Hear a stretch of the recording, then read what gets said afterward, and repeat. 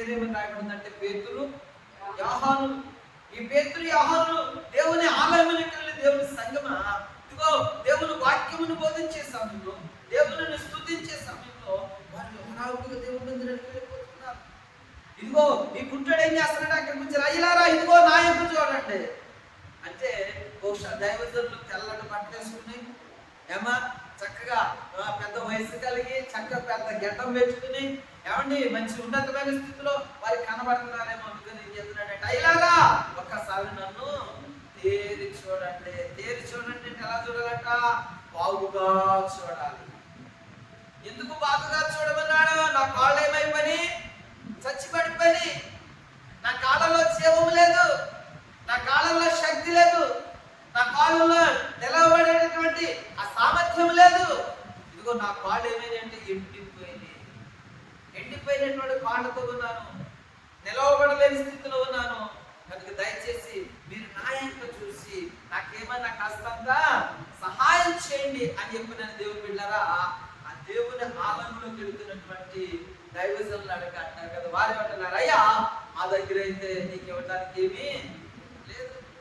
మేము ఒక ఆయన ఇస్తే మీరు తినేది, మేము ఒక ఆయన ఇస్తే నడిచేది, మేము ఒక ఆయన పెడితే తినేది, మేము ఒక ఆయన పని చేస్తున్నాం, మేము నీకేమేమోరా బాబు మా దగ్గర అయితే ఏమీ లేదు. కానీ ఇదిగో మాకు కలిగి ఉన్నది లేదంటున్నారు. మళ్ళీ వెంటనే చెప్పండి అమ్మా, మాకు కలిగి ఉన్నదే. మా దగ్గర లేవు అంటున్నారు, కానీ ఉన్నది అంటున్నారు.